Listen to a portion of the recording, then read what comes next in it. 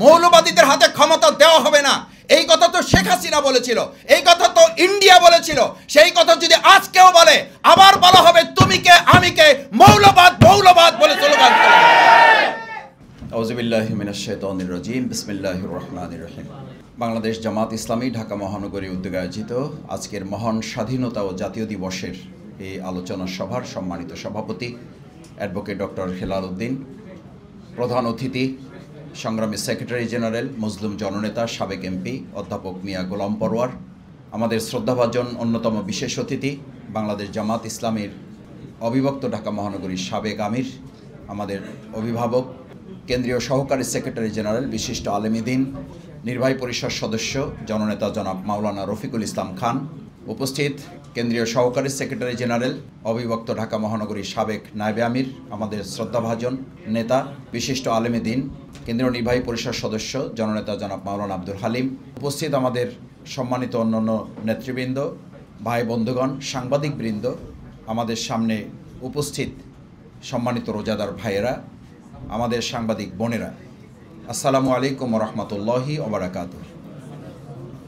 আমি আলোচনার শুরুতেই আমাদের ৭১ সালের মুক্তিযুদ্ধে শাহাদাত বরণকারীদের জন্য দোয়া করি। আল্লাহ তাআলা তাদেরকে দেশের জন্য, জনগণের জন্য, একটা স্বাধীন ভূখণ্ডের জন্য তারা জীবন দিয়েছেন। আল্লাহ তাআলা তাদেরকে শাহাদাতের মর্যাদা দান করুন।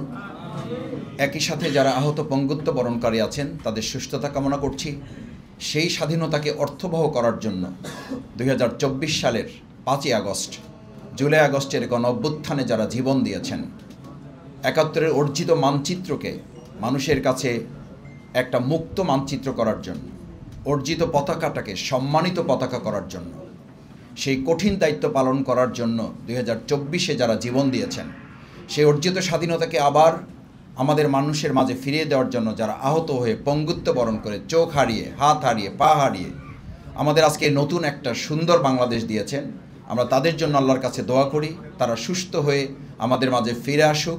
যারা শহীদ হয়েছেন আল্লাহ তাআলা তাদেরকে শাহাদাতের মর্যাদা দান করুন এবং তাদের পরিবারগুলোকে আল্লাহ তাআলা হেফাজত করুন। সম্মানিত ভাই এবং বোনেরা, আজকে আমরা এরকম একটা বাংলাদেশ যখন পেয়েছি, সেই বাংলাদেশে আমাদের মূল চাহিদাটা কী ছিল, আমাদের মুক্তিযুদ্ধের অঙ্গীকার কী ছিল? আমাদের মুক্তিযুদ্ধের অঙ্গীকারদের সাম্যের কথা ছিল, আমাদের একত্রিত হওয়ার কথা ছিল, ঐক্যবদ্ধ জাতি বিনির্মাণের কথা ছিল। বাংলাদেশ স্বাধীনতার 53 বছর পার করে আজকের এই 54 বছরে আমরা এসে লক্ষ্য করেছি প্রত্যেক সরকার সবচেয়ে বড় বাংলাদেশের ক্ষতি করেছে। এই দেশের মধ্যে ঐক্যের নামে তারা জাতি বিভেদের রাজনীতি সৃষ্টি করেছে। আজকে ২০২৪-এ এসেও আমরা খেয়াল করি সেই ৭১-এর অর্জিত স্বাধীনতাকে যেন অর্থবহ করা না যায়, তার ধারাবাহিকতায় ২০২৪-এর অর্জিত এই নতুন বাংলাদেশের নতুন স্বাধীনতাকেও যাতে অর্থবহ করা না যায়, তার জন্য কেউ কেউ এখনও ঠিক ফেসিবাদের সুরে তাদের প্রতিধ্বনি তাদের বক্তব্যের মধ্যে এখনও খুঁজে পাওয়া যায়। আমরা পরিষ্কার বলতে চাই, ৭১ পরবর্তী এই 53 বছরে যারা স্বাধীনতার সূর্যকে, স্বাধীনতার অর্থকে, স্বাধীনতার সুখকে মানুষের মাঝে পৌঁছে দিতে ব্যর্থ হয়েছেন, তারাই ২০২৪-এ এসে আবার আওয়ামী ফেসিবাদের সেই একই কথা বলে ফেসিবাদের প্রতিধ্বনি আপনারা জাতির কাছে তুলে ধরছেন। ফেসিবাদের উত্তরসূরি হিসেবে জাতি আবার তাদেরকে চিহ্নিত করতে বাধ্য হবে। আমি একটা কথা বুঝি ভাই, আমাদের দেশের মানুষ এখন এটাতে তো আমাদের পেট ভরবে না, আমরা কে পক্ষে ছিলাম কে বিপক্ষে ছিলাম, এই পক্ষ বিপক্ষের কথা তুলে এই ট্যাগিংয়ের রাজনীতি করেই তো আমাদের তরুণ প্রজন্ম স্লোগান তুলেছিল তুমি কে আমি কে, রাজাকার রাজাকার। এই স্লোগান তুলতে তো বাধ্য করেছিল ফ্যাসিস্টরা। আবার যদি আজকের যুগে কেউ মৌলবাদীদের হাতে ক্ষমতা দেওয়া হবে না, এই কথা তো শেখ হাসিনা বলেছিল, এই কথা তো ইন্ডিয়া বলেছিল, সেই কথা যদি আজকেও বলে, আবার বলা হবে তুমি কে আমি কে, মৌলবাদ মৌলবাদ বলে স্লোগান করে। আমরা পরিষ্কার বলি, বাংলাদেশ নিয়ে এখন আর কেউ এটা বলবেন না। আমি এখন এটা বলতে শুনি, এটা বললে আমাদের কষ্ট লাগে, দেশটা কারো বাপের না। কেন কষ্ট লাগবে? কষ্ট লাগলে বুঝতে হবে যে এখনো রাষ্ট্রের মালিকানা আপনারা কেউ কেউ ব্যক্তি কিংবা দল দাবি করার চেষ্টা করতেছে। আমাদের 24-এর ছাত্র জনতা দেশটা কারো বাপের নাই স্লোগান এখনো দেয়ালে দেয়ালে লাল কালিতে দেখা যায়। যদি সাহস থাকে তাহলে সেগুলো মুছে ফেলুন, না হলে এর বিরুদ্ধে কথা বলার নৈতিক শক্তি আমাকে আপনাকে কে দিয়েছে? আমি আজকে কথা এই জন্য বলছি ভাইয়েরা, ২০২৪-এর জুলাই আগস্টের গণ অভ্যুত্থান পরবর্তী আমরা সেই ৭১-এর পরেও দেখেছি আমাদের মুক্তিযোদ্ধা, তাদের সন্তান, তাদের মেয়েকে লাঞ্ছিত করা হয়েছিল, তাদের বাড়িঘর দখল করা হয়েছিল। ঠিক একইভাবে ২৪-এর এই জুলাই আগস্টের গণঅভ্যুত্থানের পর এখন হান্নান মাসুদকে কেন আক্রান্ত করা হবে? কেন আমাদের শহীদ পরিবারের সন্তান তার মেয়েকে পটুয়াখালী কবর জিয়ারত করার মতো একটা স্পর্শকাতর জায়গায় কেন আমাদের মেয়েকে লাঞ্ছিত করে তার ইজ্জতহানি করা হবে? কে করেছে, কারা করেছে, চিহ্নিত করে তাদের গ্রেফতারের ব্যবস্থা করতে হবে। এগুলো ৭১-এর সেই পরবর্তী চেতনা, দৃষ্টিভঙ্গি, একই পরিকল্পনার একই ছকে যারা হাঁটছেন, মানুষ এখন কথা বলতে শুরু করেছে যেই লাউ সেই কদু। মানুষ এখন কথা বলতে শুরু করেছে ৭১ সাল পরবর্তী বাংলাদেশের অর্থবহ স্বাধীনতা দেওয়ার পরিবর্তে স্বাধীনতাটাকে ব্যক্তি, দল এবং পরিবারের কুক্ষিগত একটা সম্পত্তিতে আপনারা কেউ কেউ পরিণত করার চেষ্টা করেছিলেন। আজও আমরা লক্ষ্য করছি, শ্রমিক সংগঠনের একজনের বক্তৃতা শুনে তো আমি অবাক হয়েছি।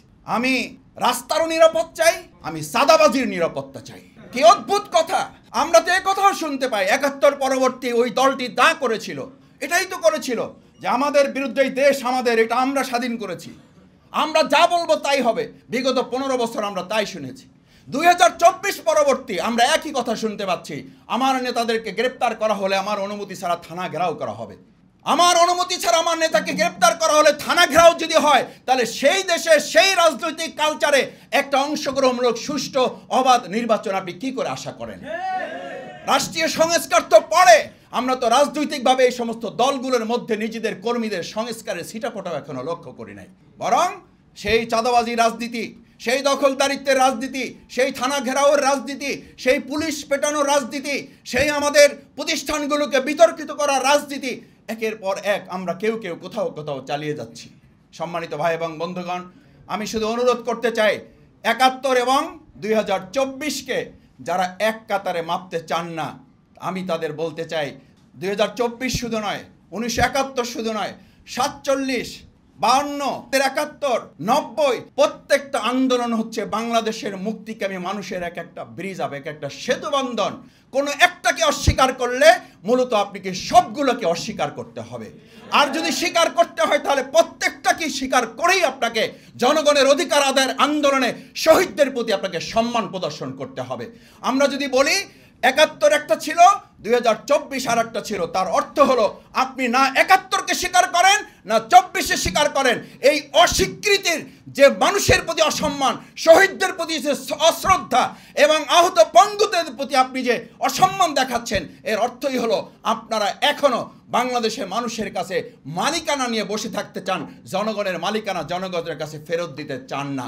আমরা চাই ২০২৫ সালের এই ৫৪তম আমাদের স্বাধীনতা জাতীয় দিবসে আমরা জনগণের মালিকানা জনগণের কাছে ফেরত দিয়ে, বাংলাদেশ জামাত ইসলামী সংগ্রামী আমিরে জামাত ডাক্তার শফিকুর রহমান বারবার বলছেন, দেশের জনগণ হবে দেশের মালিক। আমরা যারা এই দেশের, যাদেরকে দায়িত্ব দেওয়া হবে, তারা হবেন এই দেশের সেবক। বাংলাদেশ জামাত ইসলামী এই বছরে আমরা এই স্বাধীনতা ও জাতীয় দিবসে অঙ্গীকার করতে চাই, আমরা শাসক শ্রেণীকে নিতে চাই সেবক শ্রেণীতে, আমাদের সম্মানিত সাধারণ জনগণকে নিতে চাই এদেশের মালিকানার রাজনীতিতে। সেই প্রত্যাশা ব্যক্ত করে, সেই অঙ্গীকার আমাদের সামনে প্রত্যয় ঘোষণা করে আমি আমার কথা শেষ করছি।